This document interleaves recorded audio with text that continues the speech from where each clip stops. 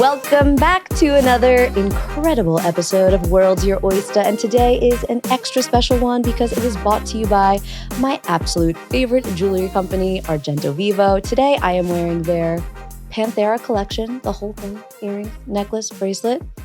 And they have been so kind to offer all of our listeners 30% off their entire website. So shop Argento Vivo. That's www.argentovivo.us and use the code OYSTA30 for 30% off at checkout. And today is all about fashion.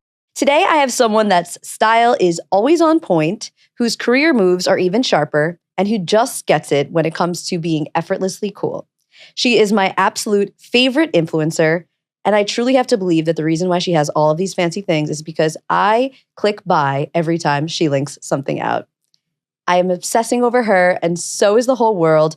Let's welcome Coco Schiffer to World's Your Oysta. Coco, welcome to World's Your Oysta. Thank you. Thank you for having me. I'm so excited to be here. I'm so excited to have you because you know what? You are the moment right now, sweetie. Like, everybody's eyes are all on you. Like, did you ever anticipate this to happen to you? Absolutely zero. Like not at all. And it's so funny when people say that to me. They're like, oh, you're killing it. Da, da, da. I literally don't know what to say.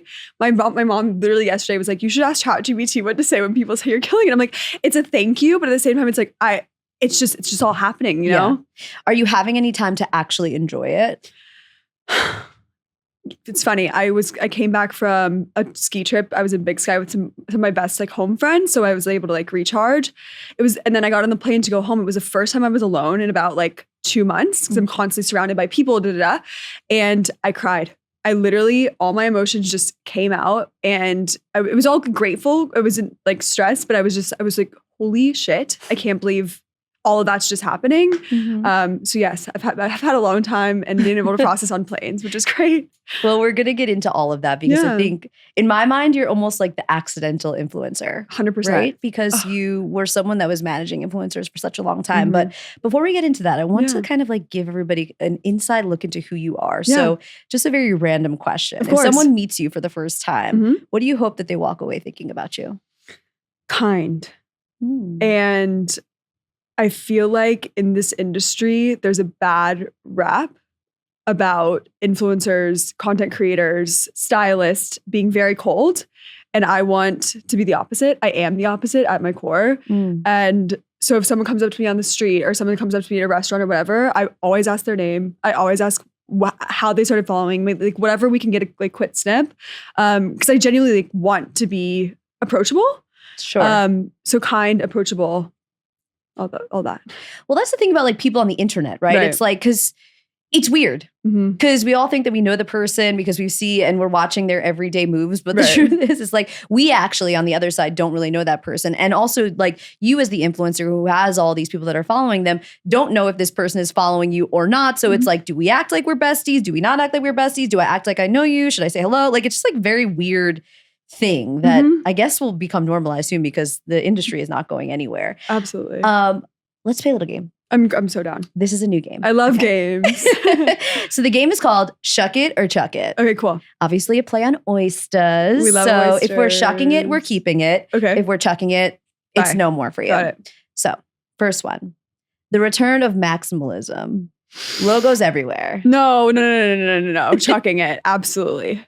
Yeah. Goodbye. It's kind of crazy because I thought we've come so far. Right. And all of a sudden now we're back to the logos. The Gucci belt is back.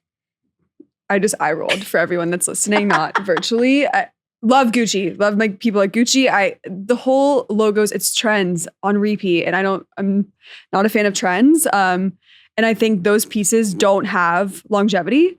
So when they're all over your body, sure. I think there's a world where people are it's a status symbol almost, which we can get into all of that. But for the most part, Goodbye. Yeah. I'm with you on that one. Low cut jeans. I think we're shucking it. I like it. I like them. I think it's a body type. You have to know your proportions. You have to know what looks good on your body before you're investing in these different pieces. But I vibe with them. I'm into it. Yeah. Yeah, I'm shucking it as well. Excessive accessorizing. We're keeping it. We're shucking it. We're shucking it. Absolutely. Let's look at those hands, by the way. We have my manicure is not amazing, but that's okay for the viewers. Look at those stacks of it's rings. Crazy. And what's funny is none of them have like a permanent home. Like I literally have a bowl of rings and I just grab them and then put them on a finger. Yeah, whatever finger it fits is that where it goes that day. I love that. But yeah, I love over accessorizing with jewelry. I think it's the one way you can like personalize your outfit. I wear very like minimal basic clothes. So that's how I show my personality is in my rings and in my jewelry and, you know. So I saw over Fashion Week, you did this thing with like 3 or 4 belts.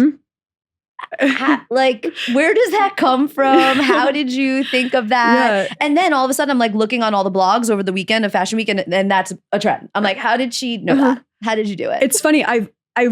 When I first started like creating content, I was always in 1 or 2 belts. I always layered belts. We call them like my Coco coated. It's like my signature. It's like a couple belts at one time.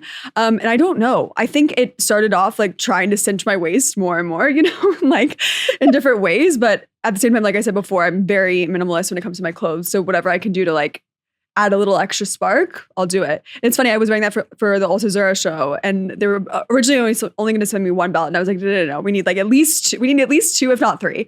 So they ended up sending me all 3, which was a moment. And good for you for asking for what you want and actually getting it. Exactly. The hairy shoes. Oh, Bottega, Acne, Ferragamo, like they're everywhere. Makes me feel a little icky. Hairy pumps. I don't like them. No, I don't like hair. I don't know. I don't like hair on my body. No, like, same. They're not on my feet either. Absolutely not. So we're chucking it. We're chucking it. Hairy shoes, chucked. Absolutely not. Ugh. Buying a trendy bag versus investing in a classic. Invest in the classic 10 out of 10 times. Similar with the logo situations. Those will be around forever and ever. And you know, I just rather not walk around with logos all over my body. Yeah. What's your favorite right now? What's your bag of the moment? I just actually purchased a new bag from Kate, which I'm really into like the East-West long bags. I think they're like still classic and beautiful, but have like the extra edge on them. So I just got one from Kate that I absolutely love. I wish I knew the name of it, but yeah, anything Kate right now is my go-to. We love Kate. I know. We love Kate. We love the Kate team. I know. So good. No makeup, full glam. No makeup. Yeah. And I feel like invest in your skincare, invest in the lasers, invest in the things to get you to the place where no makeup is accessible for you. And I understand that's not for everyone. You know, everyone has their own comfortability with that. But I think when you can stand behind your skin under the makeup, like you won't need the makeup. You know what I'm saying? Favorite facial in New York City? Style Studios. Elizabeth is amazing. She does this like interesting technique where it's like very lymphatic drainage vibes while also like skincare. She's amazing. I haven't gone yet. I'm dying to go. I need to meet this woman. I've heard she's like incredible. Yeah, we love funny. A facial. Yeah. We love a facial. Love her. What about lasers? What's your favorite laser? Okay, so I went down the Morpheus route. I had severe acne scarring. I don't know if you guys can see it. I went through the acne journey. I had cystic acne for years and years and tried everything under the sun. The only thing that actually helped my acne scars was Morpheus. But I also did like the whole facials and things like that. It just wasn't working for me. Yeah. Morpheus, it's like a hot staple gun on your face. I had an adverse reaction to it during the process, but you know. Did you break out? Nope, didn't break out. Interesting. It came up.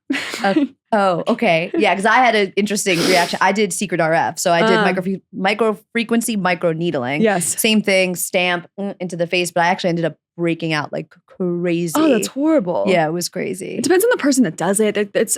You can't trust anyone with that. Yeah. I know people that have gone to the wrong place and they end up with like those stamp marks on their face like forever. Yeah, no thanks. So no, thank you. But we do love a laser. Love a laser. But you just have to take care of yourself. If you're acne prone like me, you should do spironolactone for 5 days, I think, beforehand. But anyway, I'm not a doctor. Don't take my medical advice. Tabby shoes? I know. No. I know. Unnecessary. I want to, though. Like, I want to like them. I really want to like them. I don't know. You don't need them. Okay, fine. Bottom line. By the way, you are like single-handedly making me broke. Sorry. I think in the last week, I bought a belt from you, some sort of rope belt. Yeah, it just came today. I was running so late today. But not broke in the way that you're like over splurging. No. I hope. No, great. not over splurging. Everything's under like $200, which is why I love the way that you kind of do what you do because it's all accessible. That's the problem with me. It's like, if it's under 200 and I find it on Instagram, it's happening. 100%. And I want it. So yeah, I did that. The furry, the Peche jacket that like everybody is obsessed with. Yeah. Oh, so I should have worn that today. The sweater dress. Oh, the dress from Revolve. Yeah. With Good, great tie. Yeah. It's really pretty. Yeah. So if you're not following Coco, like, well, if you want to protect your bank account, don't. Yeah. But just do it for sure. But it's all good pieces you'll have forever, and longevity and quality over quantity, even though it's under the 200 price range. Like we're still, not pushing things that are trendy and have logos or, are going to be out of your closet in the next 6 months. And I'm dying to know once we get into it, but like, I'm dying to know like how you manage your time between like creating the content, linking things out. Like, I don't know how you're doing it. Posting your L's online. Do you think it's vulnerable or do you think it's cringe? It depends. I don't really want to see tears. I think I'm good on that. Like all for it, but it's like a whole sob fest over a boyfriend, no offense, I think can stay off the internet. But vulnerability on skin, weight, any of that stuff, that like I really think that's the authenticity that the world needs, especially when you're looking at these influencers that are on a pedestal every day. When you're able to like come back to reality a little bit, and even if you're not an influencer or whatever, like it's common connection. We're all going through it, and Instagram is not, it shouldn't be a highlight reel. I know it is for some. For me, it's not. And I don't want to engage with content that's just all the bright, happy, shiny all the time. Yeah, I'm into it. I'm shucking it. I'm like, you know what? I want to see the tears. Yeah. Maybe not about boyfriends either, but that's not on my algorithm. Like that's definitely not on my algorithm. It's like, crying over acne because I'm always crying over my acne. Yeah, that's okay though. We'll let you have that. Last one. What do you think about the Nike Skims collab? Are you shucking it or chucking it? I'm shucking it. I think it's so freaking smart. Another incredible smart decision on all of their parts. But yeah, I'm very excited to see what they create and what they're doing. I think it's a genius mending of the minds and really cool. Incredible. Yeah. But I can't help but wonder, like, was it inspired by Kanye and his collaboration with Adidas, Like, was it so genius or was this always the plan? Like, has she been thinking about this and marinating on it for years? Probably. Yeah. I mean, but she made it happen. Exactly. And with Nike, which is like arguably 30 bazillion times better. I mean, sure. But yeah, it's incredible. I'm thrilled about that. Super cool. Yeah. Okay, let's get into it. Yay. So, you start in this world as a social media manager, right? As a talent manager, yeah. Talent manager. And it's so funny because the last podcast that you did that I was able to find, you were very much so in that role. And they asked you, like, would you ever, because obviously, like, you're beautiful. You have incredible sense of style. And I'm sure you always had. So it probably seemed natural for everyone to want to think, like, why isn't this girl doing it on her own? So what was the catalyst and for how long did you do both? Tell me. So I was a talent manager for influencers for about 6 years. I pivoted within the company to start a tech company within that company. And, so I kind of got out of the talent management field. And while I was starting that tech company with the founders of the talent management agency, I moved to New York. And while I was in New York, I was extremely inspired. Like I was in LA for 10 years. Let me preface by saying that. You lived in LA? I lived in LA for 10 years. I had no idea. Yeah. So I lived in LA for college and beyond. And then. Wait, where are you from, by the way? Atlanta, Georgia. Atlanta? From the South. Yeah. I knew it couldn't have been New York. Okay. Yeah. She's like too sweet and the eyes are so kind. So sweet. Yeah. So when I moved to New York, I was extremely inspired by what was going on around me. And I also saw a massive gap in the market, in the personal styling market, with a ton of girls and like women around me that needed help, but didn't know where to look because styling is inaccessible as it is right now. Your typical like personal styling, your mom's going to Neiman Marcus or whatever is around these days to go work with a stylist, etc. So I really wanted to get into styling, put myself out there on social. I think I had around like 5,000 followers at this time. And just basically said like, hey, I'm available for personal styling services. I would love to help in any way I can. The floodgates ripped open. I had no idea what just happened. I instantly started gaining followers. And I realized really quickly that I didn't follow any stylists that also had a social platform. So and I was very confused by that because all these major stylists, like they're only posting their clients, they're only posting their celebrities, et cetera. And I was like, how does that work? Because if I wanted to work with a stylist, I would want to know what they're wearing. Totally. Which brings me to starting to create content. So then. This was an Instagram story, by the way? One Instagram story. One single frame. I was in the shower. I got out of the shower. I was going to dinner and I posted on Instagram and I told my friends, I was like, how funny would this be if I just like started styling on the side? Now here we are. About a year later. A year is in March. So yeah, today's March 1st. 1 year ago. 1 year ago. 1 year ago today. So the goal really was to become a stylist. 1000%. And it still is. At the end of the day, I create content to boost the styling and to create, helpful information to be able to pass it along to people that don't necessarily can't afford a stylist or don't know where to go when it comes to shopping. So yeah, created content to boost the styling business and it worked. And nobody cared that like you didn't have major styling credits below your belts. They just were like, nothing. Was a lot of your feed already you in gorgeous outfits? I would say more or less. I mean, I never posted just like nothing, know? But I guess I had a small audience of people that liked what I was wearing and wanted to hop on board. So your real like, oh shit, this is working moment was honestly like the first time that you took yourself seriously. Absolutely. Put myself out there. Yeah. Okay. So you post the story, all of a sudden you start to get a bunch of clients, right? Mm-hmm. So did you even know how to like structure rates? Did you want to just style individuals? Did you want to start to work for brands? Because now I know you're styling for big brands. I mean, you don't stop. Like nobody works harder than this woman. It's like, so it's kind of crazy. I was watching you over Fashion Week and I was just like, I hope she's okay. Like that was honestly my just because it was just like, I know how crazy it is. And like, even listen, it's an honor to go to a lot of these things and to be dressed by the brand, but like, it's also incredibly stressful. You're in cars, you're changing in cars, you're switching looks. You want to make sure that you're getting the right photos. You want to make sure you're getting the right imagery. And then you were like doing a styling job the next day. I'm like, yeah.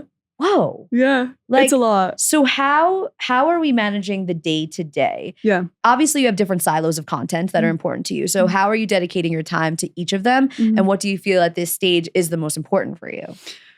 So I think it's twofold. Thank you for saying all that about Fashion Week as well. It's a business. I take it very seriously. We plan everything down to the second. I have a team. I have Remy, who's definitely going to be listening to this. She schedules absolutely everything to me down to the second, especially when it comes to something like Fashion Week, because it's an honor to be dressed by these brands. So I don't want to miss anything. I don't want to miss a presentation. I don't want to miss a show, obviously, an event. So I really show up for everyone, which, in turn is a lot, but it honestly flows so seamlessly. But as far as the content goes, because I come from the talent management world, I know what the brand wants. I know what a follower wants. I kind of can strategize that in a way where it doesn't overwhelm me. I love being behind the camera. I'm a behind the camera girl. I am a stylist. I love styling outfits. The camera stuff, like it comes naturally to me. And I genuinely, can I say fuck? I genuinely don't give a fuck. Anyone that has taken a picture of me knows or like has created content with me. I post it in like they're taking it. I'm posting it in 1 second. I don't think about timing. I don't think about time of day. I don't think about literally any grid. of that. I don't think about the grid is a whole different story. That was a problem when I was hiring people I wanted to bring on my team because they were all like, we want it to be more aesthetic. And I'm like, I'm not an aesthetic girl. I'm a mess. I am all over the place. There's shit everywhere all the time. Like I don't want that to be. That's not an accurate representation of myself. Is a perfectly curated grid with colors and this and that. And I realize that like, that's the authenticity that people want. Yeah. And like, who's going to a grid? I mean, I'm sorry. I go to the grid to like, go see if I want to follow them for like 1 second. 1 second. And then I'm like, it's all and about what honestly, they're creating. I'm not even looking at the grid anymore as much as I will actually go to the Reels tab, which is weird. I don't do that I go to either. the Reels tab, which is, I don't even consume that many Reels, I don't think. But for whatever reason, if I'm going to follow somebody new, I want to know like what kind of video. I guess because I'm interested in that kind of content because I'm like, what does well, what doesn't do well, whatever. Right. I look at the Reels tab. Are you a TikTok person or just Reels? I'm on TikTok as like a observer. Okay. And I don't keep it on my phone because it's very addicting. Okay, so that you're using the Reels tab as your TikTok. Like that's why you're going to the Reels tab. I guess so. That makes sense. I mean, I like TikTok. That's the whole issue. Yeah, of I course. really like TikTok. Yeah, I'm on like a great algo on TikTok, like hot boys. Yeah. Just like hot young guys singing. Wait, shirtless. give me some of that. Yeah, I'll send you a few TikToks. I'm on like Mormon Amish. Oh, I like that too. Going on right now. Yeah, no, I love that. It. Yeah. Is there like there's still this one girl that she's really big, right? She's Amish and has depression. Do you know this one? Yes. Oh my God, what's her name? I don't remember. She needs to be on the pod. I know. Actually, it's a great idea. That's a good one. That's a good one. Thank you. So now speaking of like knowing how, you've kind of cracked the code, right? Because you were a social media manager, talent manager. Mm-hmm. If you can, for us, like what is the code? Like how do we get past this algorithm? So this is the advice I gave to all my talent all the time. Because they're like, it's the algorithm, the algorithm, da da da da. The algorithm doesn't have a brain or feelings. It doesn't. It's a code. And it's all about the content you create. If you're creating not engaging or not in the first 3 seconds, it's not like sparking an audience, sparking attention, it's not going to do well. Straight up. If it's a pretty picture, but it's not like super engaging, there's not like a styling element, there's not, I don't know, a pretty tree, something that people are going to stop for more than 3 seconds and look at it, it's not going to do well. That's it. There's no hard feelings against you. And like maybe, sure, if Meta or someone wants to come in and say like, you're wrong, I'd love that. I would love to have a conversation. However, the truth of it is it doesn't have feelings and it's not purposefully hiding your content for this, that, and the, sure, if you're blocked or whatever, I'm sure there's like things like that. Shadow ban or whatever. Yeah, shadow ban. I mean, of course. But you have to do something really bad to be shadow banned. Exactly. I think that a lot, like I always joke, I'm like, I'm shadow banned. Yeah. No, totally not you're shadow not. banned. You're not. My content just sucks. No, it doesn't suck. I also think it's like totally a mentality. And like the fact that you're saying that even, I think is like. It's bad energy. It's bad energy. I know. You got to say like, my content's absolutely amazing. Everyone loves it. I don't care what's posted. And like, that's the energy I have in my day-to-day life about literally everything. I think I'm blessed by my parents or whoever like gave that perspective to me. You know the guy that, this is so off topic, the confidence guy that comes up to everyone. Oh yeah, like, you look really what makes you confident? Yeah. Every time he says, he's come up to me like 3 or 4 times now. And every time I'm like, I don't know, you know? Because like, I'm like, there's so many things that make me confident, but I really believe it is in my bones, in my brain. It's the way I was raised. It's my parents, a lot of things. So all of that translates to why my content is good, I think, and why it performs well. Yeah. Because I'm just confident and I'm like, it's great. Yeah, I love she's it. like hopping around in tights, doesn't care, like has her whole booty out. I'm like, yeah, I love this. Like, love it. I'm like, great. if I was to do this, you could do it. If you were to see my Puerto Rican ass jumping around in my Calzadonias, people would be like, what? Oh my God, we must follow. No, they would be like, amazing. This is cool. Who is this girl? She's amazing. Like, I love that vibe. I love the energy. Like, no, it's true. No, that's honestly, I've been like, I will say over the last like 2 months, I've made a pact to myself to just show up like much more authentically. Yeah. Cried. Yeah. I'm not on purpose. I was literally just talking about my skin and like how like it really is. It affects every little piece of your being, and it feels so superficial to like feel this like upset about it, but it's true, and this is just what happens. And I did jump around actually with my big booty, trying to put pants on the other day. I love that. And performed. It was well. It went well, and I'm just doing it for fun though. Right. And that's the other thing. Like, it doesn't perform well. Just don't look at the numbers. Yeah. Don't. Who cares? Yeah. You know, if you like it and you're showing up authentically for yourself, like that's it. Yeah. Baseline. I don't look at the numbers. I don't look at who's viewing my stories, anything. If a brand asks, I'll send it to them. But for the most part, I'm like, it's there. It's out. You could look at it. It's out there. Jesus, take the wheel. I'm Jewish, but sure. Take the wheel. Did you start, because I know you do a lot of hauls. Yes. So, and I think recently you just I saw you post that you had a haul, and through that haul, you got like 20,000 followers. Yep. In one video. Yeah. So tell me, like, run me through a day like that. Like, what's going on? Yeah. What's going on in your mind when that's happening? Like, are you like, oh shit, this is popping off? Or are you just like, moving on? Like, let's go on to the next thing. We're working on our next haul. We're working on our next thing. I don't, like I said, with the numbers thing, it doesn't faze me until Remy or someone else is like, what's like, these numbers are going up. Like, what's happening? And then I look at the analytics and I'm like, wait, that's cool. Like, I don't have notifications on, like, I really don't have anything. So like, there's nothing tying me to these numbers at all until then I look at my follower count or whatever. And I look at this analytics. I'm like, oh my God, like that's unbelievable. But it's a dream come true, honestly. Like, it's so rewarding, but I post those videos with absolutely zero intention. Like, I think that's what I want to get across to everyone. Like, there's no big like, oh, I'm going to post X, Y, and Z because it's going to do well. Or like, you know, there's just none of that. It's what's happening in my day-to-day life. If it fits organically, and like, that's it. Aside from branded collaborations, those are straight, like planned, strategized, creative, lots of rounds of edits and a whole shebang. Do you go into those with a bit more anxiety than you do your typical? I would say yes, posts? Because there's obviously way more cooks in the kitchen. It's not necessarily like there's creative briefs involved. There's money involved. You want it to perform well. You want it to do well for the brand. However, there's a level of understanding and having that mutual understanding with the brand at the onset. And this is where my talent manager brain kicks on. It's like, I have to educate the brand that like, hey, if you want X, Y, and Z content and you want it to perform well, I'm not the girl for you.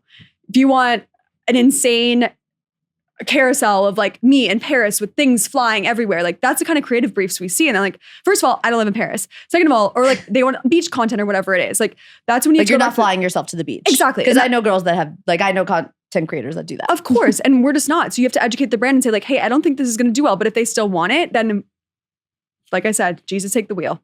We'll see how it does. Not up to me anymore. You're fine with turning collaborations down. turn way more down than I accept.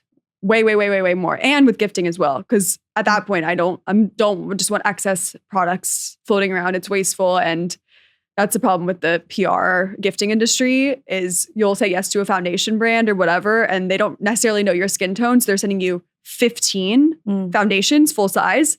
And I mean, my doorman and the people around me love that. I don't necessarily. So like, that's when you have to say no or get really picky about lookbooks that are sent. Or if they just want to send you a gift, it's like, no. Let me see the lookbook. Let me go through your website. Let me pick exactly what I want. Because otherwise, like, it's going to go to waste. Yeah. That's not fun. No, I hear that. Listen, as a accidental influencer myself. Yes. The excess product is like, it's a lot. It becomes a lot. And that's what I every time that I have a brand founder on, which I'm actually interviewing one right after this, that's one of the questions that I ask them because I just want to know, like, what is your real ROI on all of these things? Right. So I would say that you become quite the it girl. Oh, thank you. Can you run us through a day in the life of an it girl? Of course. It girl. That's a really funny term. But you are. That's so sweet. Every single day is different. I know that's so annoying to say, but it's so true. Because I wear so many hats. I have so many businesses. I have so many streams of income that, you know, one day we're on set all day long.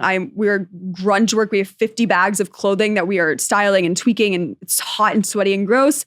Some days I'm at celebrity clients' houses. We're going through their closets, creating looks for their week. Sometimes we're doing carpets. Like there's a lot of, in the styling world, there's a lot of that. And it's all really heavy bags and a lot of running around. It is not pretty. Schlepping, as I call it. We are schlepping all the time. And then I will throw in some content here and there. We'll take a picture of me on the street, or I'll do the reel that went viral was the bag that I purchased after Fashion Week had wrapped.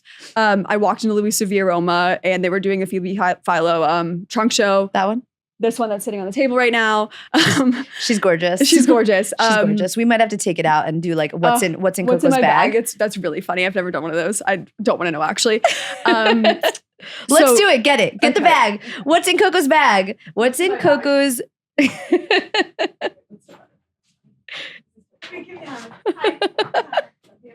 Okay, so this is said bag. We purchased, this was my like gift to myself post Insane Fashion Week. Okay, what's in my bag? What's in Coco's bag? Okay, a pair of leather gloves. I don't need these anymore though because it's HOT outside. Yeah, thank hot, God. Literally. Obviously, Wise Beauty lip gloss. This is technically a lip mask, but I wear it as gloss. My sunnies from Shevoke. I think these are $12. Are those the ones that you always wear? Yep. I wear them all the time now. What about, you have a rectangular pair too? Prada. I lost those in a taxi 2 weeks ago. I'm obsessed with those. I know, me too. I don't wear perfume. I only wear like a tiny bit of amber oil. So I always have like a little mini amber oil because perfume makes me feel sick. That's very chic. Keys. AirPods. Rev gum. Do you guys know what Rev gum is? What is Rev gum? Okay, so I also don't drink coffee. Do you know what Rev gum is? Okay, I think it's a California thing. I don't drink coffee. Each one of these pieces is like an espresso. Has the equivalent of a caffeine of an espresso and one piece of gum. Enjoy. Love that stuff. I live off that stuff. I live, breathe, die. And then a lint roller. And a hair tie. Yeah. That's what's in my bag. I love that. Wait, Rev gum. Okay, so shout out Rev gum. When's your last piece of Rev gum of the day? Like if I'm going to a yoga class at like 6, I'll have one, and it's not great for my sleep, but you know, I try not to pass like 12. Yeah. No, that's smart. That's very smart. Yeah. Rev gum. Okay. We're in Rev there gum for sure. Oh, the reel that went viral was when you bought this said bag. And I wanted to just honestly, I was planning on doing like a thank you to my audience and to the people that had invited me to Fashion Week and all these things. That's what was going on in my head that day because I was so overwhelmed with gratitude and all the things. And it all kind of accumulated in this purchase for me. And so I posted that and I just was spewing about how like excited and grateful and honored I was to be in the position that I was during that Fashion Week. And I don't know if it was a combination of both the bag and the gratitude. I don't know, but it popped off. 20,000 followers. I still wake up to like 9,000 followers, 10,000. Yeah, it's crazy. It's crazy. Maybe I should just go buy a bag and be excited. Right. Maybe that's the secret sauce. I don't know. There's no secret. No, but you know what I think it is with you is that it feels really genuine because there are a lot of influencers where it does not feel super genuine. And I think that you are honestly just as shocked as, like you're shocked, right? And that feels really good for somebody like myself to, like for anyone to consume. We want to feel that because it's true. The influencer world and culture does get vapid. Of course. You know, and I think, thank God for people like you. I don't know that you will ever get that way. No. And it's important to see. And I think you're very also upfront about the hard work that it is. And you are a champion for other influencers. Like, you are the first one to be like, this is the hardest job ever. 100%. Like, it's the craziest, hardest job. Yes. So day in the life, we'll go to yesterday. That's what we were doing. Yeah. Day in the life. Thank you. Yesterday, I'm going to Paris on Tuesday for Fashion Week. I had 5 campaigns I needed to shoot in one day. So Remy and I are just in Soho. I'm changing 7 times in the street. People are looking at me funny. I don't care at this point, but like, you just have to get it done. And I was sitting on the top of my heater because I was like, I didn't want to go outside. It's like, we got to go. We got to just go. You had a space heater? I have a space heater. No. I was in my apartment. I just sit on top of it when I get like sad that I like have to go outside when it's so cold, you know?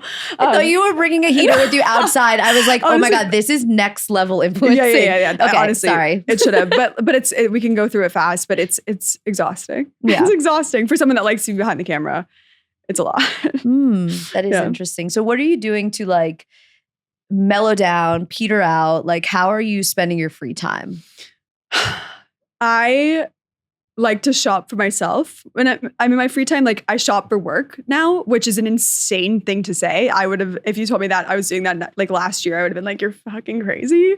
But I shop for my job. So when I'm able to like actually go and touch and feel products that are for myself, go to Brooklyn, go to these underground stores in the Lower East Side, I think that's like where I live and breathe. That's what I like to do for myself. Or I'll go sit at Grey Jones Spa and like do a water circuit by myself and something like that, just to kind of mellow out. Or I'm a vegetable in bed for a solid 2 days straight, eating Chick-fil-A and all the grubby things to like make me feel whole. I'm rotting.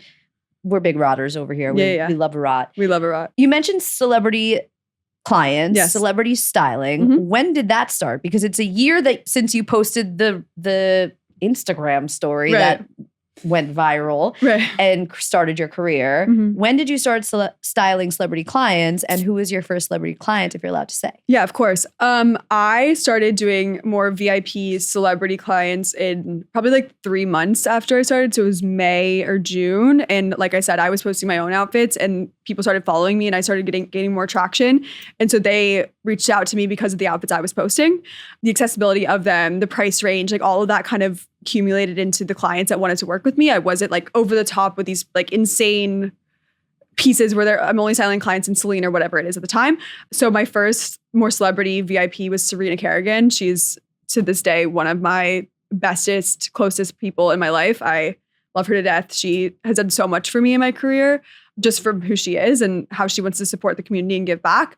So I started working with Serena. And then after Fall Fashion Week, I started working with Whitney Port. And every time she's in New York, we work together. She has her own LA team, which is great.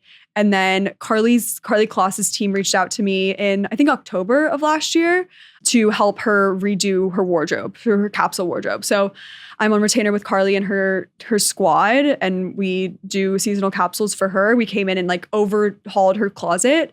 And now if she's going to meetings or, you know, because those people at that level and love Carly and love her team to death, I think they don't have the brain capacity. Carly has a million jobs to be like, what am I actually wearing to walk out this door to go on the plane? What am I actually wearing to like go pick up my child from school? Like all those things don't have time for it. So that's where we come in to like help her have the pieces that she needs to actually do it herself, first of all, and teach her how to do that. But also, you know, have some looks to just throw on. Yeah. So, that is so crazy, first of all, like 6 months in and styling Carly Kloss, who's like basically part of the presidential family. But I know. It's crazy. Anyway, that's so insane. I know, it's amazing. And I think the one thing I'll say about, I have a very specific niche in my styling. I don't like to do carpets. I feel like it's costuming and love the people that love the creative carpets moments. That's not me. I love my basics. I love my capsule wardrobe. I specialize in capsule wardrobes. I have super guides that, you know, help other people create their own capsule wardrobe. So I make it very accessible. But yeah, like I run with that. And I start every conversation like, hey, would love to work with you. However, I don't do X, Y, and Z. But I tried everything. I tried the carpets. I tried the bridal styling. I tried everything and realized very quickly like what I actually like to do, which is just putting people in jeans and a white t-shirt that are really good quality. That's crazy that you were able to like figure out your lane really quickly and like you were able to say no. Like, how do you think that you have become that way to be so decisive? Like, I know that I'm not good at this. Yeah. Right. It's work-life balance for me. It is all a matter of, would I rather my body be able to be in my bed or creating fun content for myself or my audience, or would my body rather be schlepping bags, dealing with pulling and pressing? Love all those people. They're all amazing. They all do an amazing job. However, it is work. Like styling at that level is insane work. It is constantly organizing and things like that. And like, I didn't want to do it anymore. Yeah. I did it once or twice and I was like, not for me. Good for you. Yeah. I need to take a page from your book. Gotta say no. The art of no. The art of saying no. Yeah. No, for sure. Yeah. No. No. Absolutely not. Let's talk about the capsule collection, because I know that this is something that's so important to you, and you've created all these super guides. So I want to be able to make sure that everybody knows where to find them. But let's talk a little bit about capsule wardrobe. What exactly is it? What pieces do we need? And how do we shop your super guides? Absolutely. So capsule wardrobe is a very funny topic and concept. I think people forget about it because it is not fun. It is not fun to go buy that white t-shirt or those jeans that you know you need, but you rather buy the ones with the bedazzle or the ones that have the cool thing on it or this, that, and the other. Like straight up, it's just not fun. I think it's fun. There's people that think it's fun. However, you much rather buy the fun vest or whatever. So that's where I started realizing very quickly that people were constantly cleaning out their closets. They constantly had nothing to wear. You're looking at your closet, it's all these trendy pieces or fast fashion or this, that, and the other. And when I was cleaning out these closets, I realized these people didn't have a pair of blue jeans over and over, or a pair of black trousers. And I was like, how? Like that, it made no sense to me because that's all my closet is just basics and staples. So I started this thing called the Super Guides. I started them my first one was the winter of last year. So like I launched it in March of last year, and it did insane. I was like, okay, clearly people need this. It's an easily accessible PDF. It's like 50 plus pages of the best white t-shirts, the best jeans, best trousers, best shoes, best this, that, and the other that'll get you through the season. So you're not constantly having to reinvest in trends season over season. And then once you've invested in that, and when I say invest, it's like very loose terms. Like we're talking like $75 pair of jeans all the way to like a $500 pair of jeans, whatever price range that feels accessible to you, it will be the best in that category. It will be the best $50 pair of jeans. It will be the best $500 pair of jeans. Because in my life, so graciously, I am touching clothes for a living. Right. I will run up to a person on the street if I see a really good pair of fitting jeans, and I'll be like, "Hey, I know this is so weird. Can I just touch them? Can I just touch it for a second? And can I know what brand it is so I can write it down and like make sure it goes in my super guide?" So I do that all the time. You're my like, team and follow does me that. at Coco Schiffer. And I'm like, I swear to God, I'm not a freak, but like, I just need to touch them. My team does it as well. We're all trained to like be looking out for it. So like, that's how these super guides come together. It was a very long-winded response. What are some of your favorite blazers, like for staple? Yeah, I love Rue Sophie. Rue Sophie has some really good quality stuff right now. Almina Concept has a really good oversized blazer. We can get into like the, Totems and the Kates of the world. Obviously, that's great quality because they have materials to get them there. But there's some in that like mid-range, like 150 to 250 that are incredible. I also have one Zara blazer. I can't believe I'm saying this on live right now, but I've had it since I was like 16 and it's incredible. And I mean, I don't know what they're doing now, but I haven't walked into Zara in years, thank God. But love. No, it's literally a moment. it's literally like a drug. I tell all my clients, like, do not even put one pinky toe in there because you will end up seeing things. It's kind of like Target, love Target too. Yeah. Like you go in for one thing and you end up with 15 and then they just crowds up your closet. Like just don't even do it. It's disposable clothing for me. Like, and I'm just done buying disposable clothing. Like things that I wear once. And then it's also too, you have to dry clean everything. So it's like I'm spending $40 on the shirt, but I'm also spending $20 to get it dry cleaned every single time. And it's just like, it's not the vibe. If you have a budget of $500 and you have to dress yourself for a new job, what are the 3 things that you're buying with that $500? A great pair of black trousers. I would go to Theory probably. I think that's my first stop. They do workwear incredibly well. I would buy a really solid white button down. I prefer an Oxford, which is like a thicker cotton, to like a more like poplin Oxford. I think it's just like the seaming and the longevity of it. I love Rowing Blazers has this Oxford shirt that I absolutely love. And I would buy a great heel.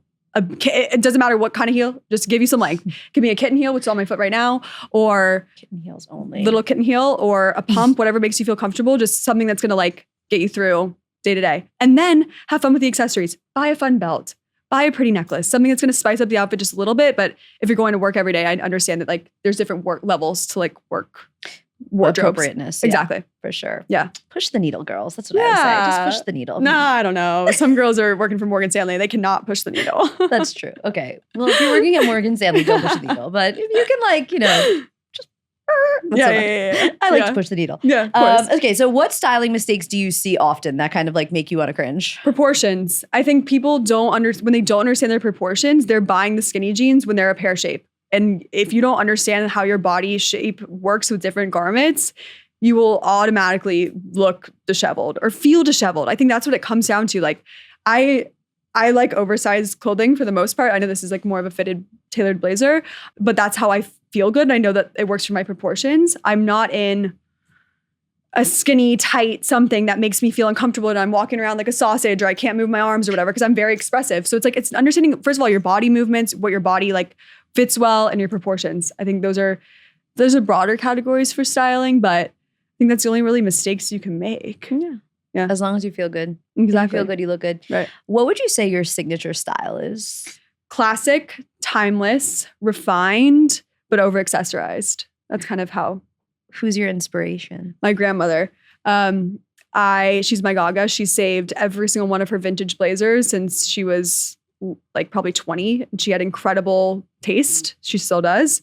So I've been playing in her closet since I was an infant. But I'm so grateful that I now have most of them in my closet. So I'm able to whip them out every once in a while. Does all of your family dress up? Are they all no? But I will credit my mom a lot because she never liked logos. She always was like, when I really, really, really needed that Chanel bag when I was whatever, she was like, we're just not doing it. And I probably cried, but we went with the more classic timeless pieces, and I'm so grateful for her for that. Love that. Yeah. What are your go-to power pieces? Go-to power pieces. Just a really nice fitted suit, tailored suit. There's something so sexy about that to me. You can wear no shirt underneath and then you're on a hot date night, or you can throw on like a really cool button down, kind of sexy, and wear some fun jewelry with it. Like, just so easy to style and do right, when it fits you nicely. Yeah, we love a suit. Yeah. Tailoring, such a huge thing. Like, huge. Do you feel that it is important for every girl to invest in tailoring the pieces that you buy? Absolutely. Especially when you're investing, whatever that investing word means to you. You want it to fit right. You want it to fit well. So you're not staring at those pants and you're like, but they just don't fit right. It's like, yes, then why did you buy them in the first place? Most of those places that will tailor it for you. So you can walk out of there having it, on its way to you fitting properly. And then in terms of like the fit, because I feel like that's also becomes daunting as well. Like it's, what is the appropriate length? Like where is it supposed to hit? That's where I start to get in my head when I go to the tailor, because they're like, do you like it here? Do you want it over here? Did you bring the proper shoe? Like, how do we make the most out of our tailoring appointment? I need to know. It's a great question. I would go in knowing where you're like hoping to wear that garment, so you understand, because they're right. It's like, what shoe do you want to be wearing with this? And do you care that it's oversized and baggy, or do you want it to be a little bit more, up on your ankle, whatever that looks like? And I think it just depends on how you're, in your mind, you're planning on wearing it. Does that make sense? Bring the shoes. Bring the shoes. Just bring the shoes. If you don't have them, go home and get them. Yeah, for sure. Because I've ruined so many pairs of pants by not being too lazy and like standing on my toes, and the tailor just being so angry with me. Like, these are not going to be right. And I'm like, I know, but I'm not going home. Like, I'm here. So just like tailor the damn pants. Of course. Bring the shoes. And I would keep them longer. I always like tell my clients, or when I'm working with a client with a tailor, I'm like, I'd rather them be a tiny bit too long than too short. Yeah. I'd much rather not see an ankle if I don't have to see an ankle. So what do you got against ankles? No, I don't know. But guess what's coming in for spring? We're about to see so many ankles. Everyone's going to be in a cropped, tight pant. Cropped, tight pant. So like a cigarette pant? Cigarette pant, or capri? A capri is here to stay, which I was on a street interview this time last year, and she was like, what is like your one? And I was like, I hate capris. And then here I am like, wait, I kind of like them now. You have the best body for a capri though, because you're like, you're tall and lean. Like for someone like me, a capri is rough. Like I do it, but like the shoe has to be really, really right. Otherwise I can look a little bit sausagey. No, it's true. No, it's true. When you've got a thigh, a capri pant is like really not it. Yeah, but if you style with an oversized blazer, maybe belt it, then you like your proportion, the eye's been drawn to like your waist rather than like where it's hitting your leg, No, it's a great idea. And you have to have a heel. Have to have a heel, must be a heel. Yeah. And it honestly, like, it really even a kitten heel, it needs to be You a need little length. bit, it needs to be a You need to little be lengthier, elongated. unfortunately. Yeah. Yeah. Oversized blazers. I cannot find a good one for the life of me. Really? No. Like they're always too thick. Like I find them, but they're too thick. So do you have one that you love? Like I have one or two that I love. They're vintage, which is a problem, but I always recommend go to the men's section. That is the word oversized is you buying a size up one or two. You know, like when they're marketed as an oversized blazer, it's just a marketing technique. They're literally just, using men's dimensions for these blazers. So like just size up. Any blazer that you like, just buy a couple sizes too big. Even like Goodwill, go to the men's section. Yep. Go to the men's section. Like belt it up. Yep. Belt it up. You're good. Yeah, I need that. And if the shoulders are too big, you could get them taken in or get back to pinched a little bit. But like, if you want it to be oversized, it's oversized. You got to run with it. Yeah. You can't be worried about where the shoulder's hitting or any of that. Palazzo pants. Fuck. I don't like them. Like I just don't.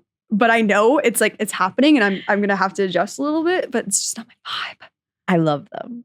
I've worn them twice already. I love them. I love them Each with a their boot. own. Yeah. Only with a boot. Okay. Not with the heel. Okay. It's got to be with a boot. Like so, it's just basically like this. Yeah, like, yeah, it's yeah, cute. yeah. It has to be the right body type, right? Like it has to be your height, and all these things matter so much. And I wish there was like a secret phrase or something I could be like, this works for this, but there's just it's fashion. There's no rules at the end of the day. And so I can't be like hard and fast. If you can only wear palazzo pants if you're 5'7" and below. Like I can't say that because there's exceptions to the rule, obviously. So it's so hard to be able to be like, this works for you and not for you. And these are the reasons why. Use the mirror. Or hire a stylist or ask a friend. There we go. Exactly. What is one thing that you feel is a necessity to splurge on? And what's one thing that you can just save on? It's hard. You can splurge and save on literally anything. It's whatever. For me, I rather splurge on good quality jeans, white tees, things like that I know I'm going to reach for every single day. And then like buy the trendy accessories that may rust and tarnish, but I know I can throw them away, like that kind of stuff. Like that's kind of my philosophy with it. I much rather, buy the big pieces, be like my bags and my shoes and not even shoes, bags and my clothing.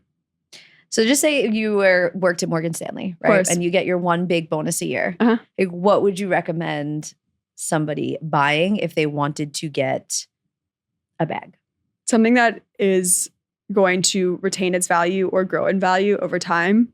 Kelly, Birkin, all these big name bag brands. I think that's what I would. This lady is very high up at Morgan Stanley. Yeah, she's very high up. Okay, maybe yeah. All right. Well, if she's not so high up, I would do like a really pretty timepiece or a pair of diamond earrings or like something like that. They can be lab grown. I don't care. Things like that, that you'll have forever. So let's talk about what's coming, right? You spend a lot of time at Fashion Week, both you're in New York, you're going to Paris. I'm sure you're checking in on London and Milan. What are we seeing? What are we buying? And what are you like, oh, hell no. I know we already discussed palazzo pants, but like what else is a hell no for you? What else is a hell no for me is the fur. The fur shoes. The fur shoes, I really don't like them. And I'm seeing fur skirts. Did you? I've been seeing fur mini skirts. I think they just walked in Prada or Gucci yesterday. Mary Jane of the Jungle. I really don't like that. And also, this is a critique on Prada again. Prada's hairstyling really made me upset yesterday. It was like what was hair it? Was everywhere. It was like a messy low ponytails and things like that, but like really messy. Like it was interesting. So that's off topic, but. Didn't love that. So brush your hair. Right. For the Kate show specifically, we saw a lot of random pops of color. Like when I say random, it's like not red or, we had a blue pop. It was like a purple or like a green, which I thought was very interesting. The whole boho movement definitely coming back, Chloe and everything. But what I'm really excited about is to see what walks in September, because there was the great creative director shuffle that happened last year and a bit into early this year. So, all these brands, I'm super, super, super curious as to what's going to happen. Yeah. In that arena. What did you love? I loved the boho moments. I really did. I thought it was fun and different, and I'm excited for it. I think it'll allow people to get a bit more creative with their silhouettes and kind of what they're, playing with. There's a lot of bedazzling happen. So whether that was a stud or big sequins or a big brooch. There's just like some sort of, bedazzled moment. What else? I think that was what I noticed. I mean, last Fashion Week I saw there was organza everywhere. Everything was like had a sheer situation. Not so much on this season, but that's why we're seeing at Mango and at all these bigger brands or whatever, not brands, but more accessible fashion. Like they're throwing organza pieces and all these things that I was like dying for in August of last year. But But it's weird. That one went really fast, the organza, because like now even at Frankie Shop, all the organza is like on sale. Like nobody's wearing it anymore because they had that one moment with the little skirt with the duster. Right. But like I don't really see it anymore. I love it though. I do too. Sexy. I almost bought it the other day. I almost bought it, but I was like, oh, I feel like it's over though. Like I feel just everyone, and that is one thing, right? Is that there are these things, these trends, such as that outfit in particular. Actually, you know exactly which one I'm talking about, right? That everybody wore on the internet. And then like it was finally my turn to buy it because it was on sale. And I was like, shit, I don't want it anymore because everyone knows where it's from. Everybody knows what it costs. And everyone's already worn it. That's the definition of a trend. Yeah, the definition of a trend. Straight up definition. Which you do not follow, man. I don't follow. Let's talk about the hats. We're hat girls. I was gonna wear a hat today, but I was running too late, and I was like, I was gonna wear. I know, and I was like, it might be a bit much. I was gonna wear just full outfit, everything influenced by Coco, along with a hat. But let's talk about hats, right? Because I feel like it's an interesting thing for a lot of people to wear, and you typically are inspired by someone. So like, where does your love of hats come from? I've been wearing hats literally since elementary school. Oh, I love that. Like from a kid. Like I have school pictures with little hats on. So it's just like part of my DNA and who I am. And like, I feel most confident when I have a hat on. And it's a shame because I actually used to wear hats so much more, but I'm not allowed to wear hats where I work every day. I wore a hat one time. Oh God. And literally my boss came into my office and he was like, you need to remove that hat right now. Meanwhile, it was like dead of COVID. Place wasn't open. Nobody was there. He was like, you will lose your job if somebody from ownership comes here. He's even the hat. Okay. It was like a beautiful fedora hat. And I was like, okay, noted. Never will wear this again. And like now I don't get to wear hats as much anymore. I don't even really buy them so much anymore. But we love a hat. So like, tell me about hats. How important are they to you? Because you said there are pieces of your content that are, you know that it's yours and you want to have like a focal piece that's going to make people stop. Is that why you have the hat? Is like the hat your thing? Ding, ding, ding. Great job. No, I think that's the one thing that I over accessorize, right? I say that all the time. But that's the one like show stopping piece. Cause like most of my outfit is pretty fucking boring. Like, I'm not like reinventing the wheel with what I'm wearing every day, but if I throw on a hat or I throw on like an insane jewelry piece or whatever it is, that's like, we'll get people to be like, oh, I don't have to buy all these insane trendy things. Like I can buy the black blazer, the gray pants and throw on a baby little hat and like, it's fashion, right? It's easy. And it also, I think, inspires people to like get creative. Of course. Right? Because that's what we're all looking for when we hop on the internet, right? We want to be inspired. We want an aspirational person to look to for fashion. And I think that like you've done it in such a different way because most influencers or content creators, like they have kind of outlandish outfits. That's kind of like the thing, right? It's like super trendy, super, or very elegant, but like it's definitely things that most people wouldn't wear on a regular day. Of course. You've found a way to like really take everyday clothing and elevate it and like make it special and make it your own, make it aspirational. And like, I think that's what's hitting. That's the vibe. Sweet. Thank you. And now let's talk about the linking, right? Because that's got to be like a huge, I don't know how you do it. Like, I don't know how you have the time. So if you're not following Coco literally, well, first of all, she has Coco Coded, like a channel that she's very active on that like I'll look on it, I open it up and it's like 2,500 people have looked at this already. I'm like, she just fucking posted this. Like, what? I'm quitting. No, I'm just kidding. No, we're not quitting. There's room for we're everyone. not quitting. We're only putting good energy into the universe when it comes to content. But like, I'm just like, people are dying for your recommendations. So sweet. So because obviously great ROI for you, right? How are you dividing your day up to like dedicate that time to link these pieces out? I know how important it is. And quite honestly, I've seen the return on it. And I've gotten that feedback time and time again, like how appreciative people are because that they don't have to DM and like act, where's this from or whatever. So like, I've just made it a habit. Every single time I post, if it's anything, if it's a story, it's an outfit, it's a post, whatever, I will immediately link it on Shop My. Like it's something I do like, and it takes 5 minutes. maybe less, because I already know what all the pieces are from, and then it's gone, and I don't have to think about it ever again. So yeah, that's kind of the nature of it. But I also, within those broadcast channels or my Substack or any of those things, like it's a great opportunity to have a roundup of the things that I'm seeing constantly. And if I'm noticing like a trend in one direction, I'll put them all in like a note or whatever and like bookmark it. When I feel like that collection is complete, I'll throw it off to Substack or, broadcast channel or whatever it is. But I also am constantly looking online for clients and things like that. So if I'm on Essence one day and I'm like, holy shit, these are the insane pieces that just dropped, I'll make sure to like share that with my audience. Because I feel like that's what people need when they're not in the industry. It's not smacking you in the face all day, which like it is for me, is like, they don't want to look on Revolve and have 7 million pieces to have to work with. Like they want a curated edit of like, these are the pieces you want from Revolve. These are the pieces you need from Essence. It's like these massive databases of just like clothing. It's like, where do I go to like get it edited down where it's like actually things that I like? So I feel like that's kind of what my audience looks to me for as well. I hope so. No, and it's almost like a cheat code too as well, because it's like you can do promotion every single day, but it doesn't feel like promotion because you're a stylist. Exactly.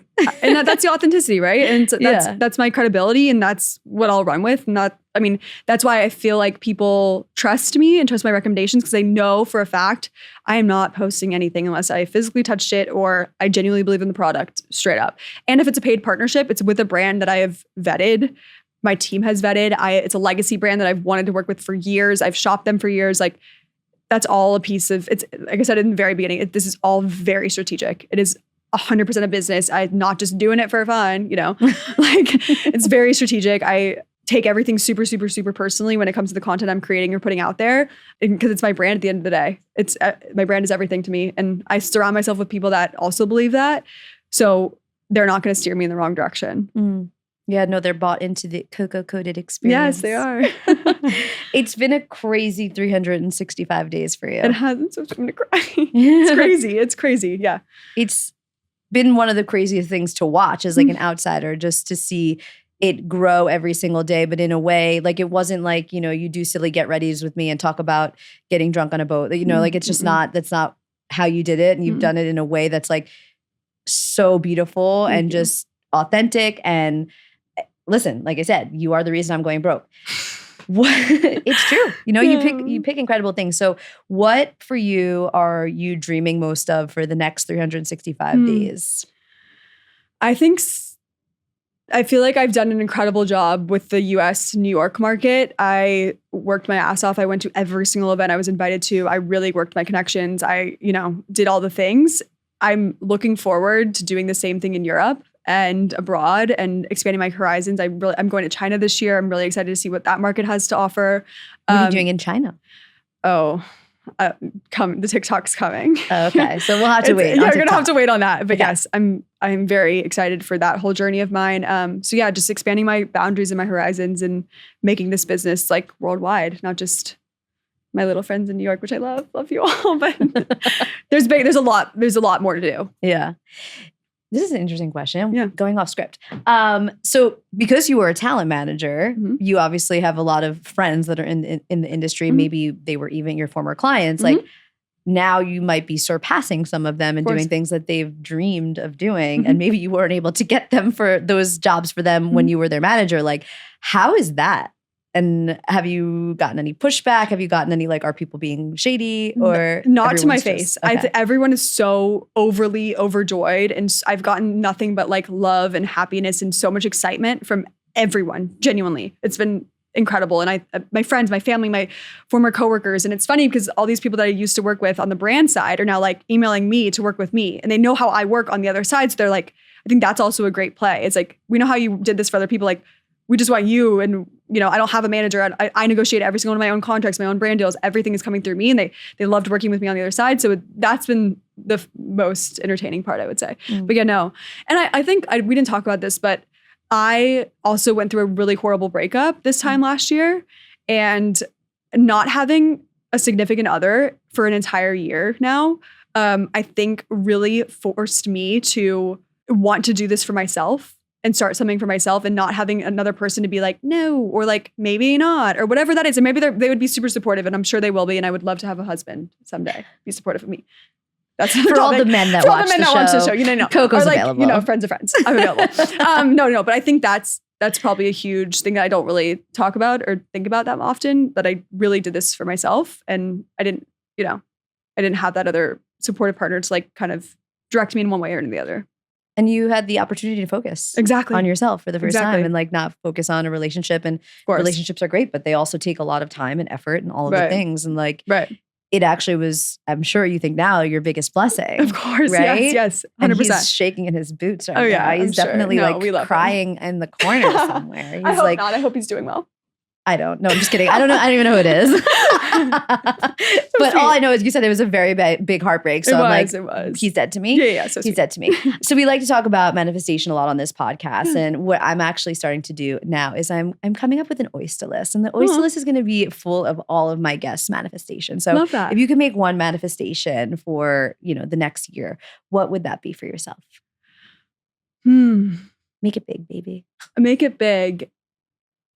Well, on the small end, like, were you saying work-wise or just like life-wise? Whatever you want. World's your oyster. I will meet my husband this year. Ooh, okay. Do we have any prospects? How do you date? How do you have time to date? I do make time for it. I do. That's something that's big for me because that's like, I'm able to like turn off and not talk about work for like an hour, an hour and a half. Ladies and gentlemen, gentlemen and gentlemen. She's dating. I'm dating. No, I think that's. I'm really excited for that this year. I feel like I've made the energy. I've done the things. I'm really confident in myself. I'm ready for that. So I will meet my husband this year. How old are you? 29. I'll be 30 in December. Have fun. Have a little bit more fun. Last question. Yeah. If you could choose one word for your character to be remembered by, what would it be? I'd say kind. Kind again. She's kind. I'm just kind. She's a kind lady.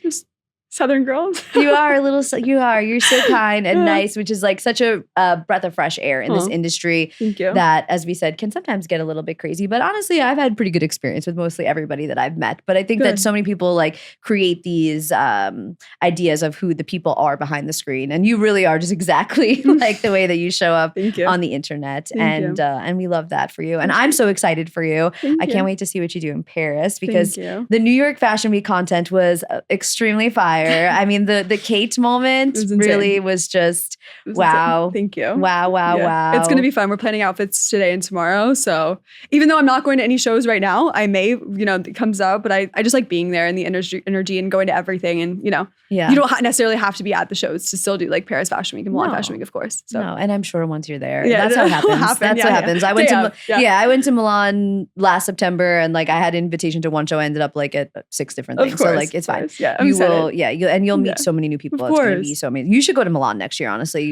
It's an amazing, it's happening. Better. I don't know about Paris, but it's an amazing energy. Where can everybody find you on the internet, Coco? Coco Schiffer is my handle across everything. I have an extra co on Coco and on TikTok. I don't know why they won't give me my name. Like Coco Schiffer? Coco Schiffer on TikTok. I don't know why. Coco. They just sure. I'm on Substack and that's basically it. I love it. Well, thank you so much. Also, by the way, your parents gave you like a superstar name. Thank you. Coco Schiffer. Like it's like you were born for this. Aww. Thank you for being here with me. I absolutely adore you. This was so much fun. You're welcome here anytime. And everybody, we'll see you next week. Bye. Mwah.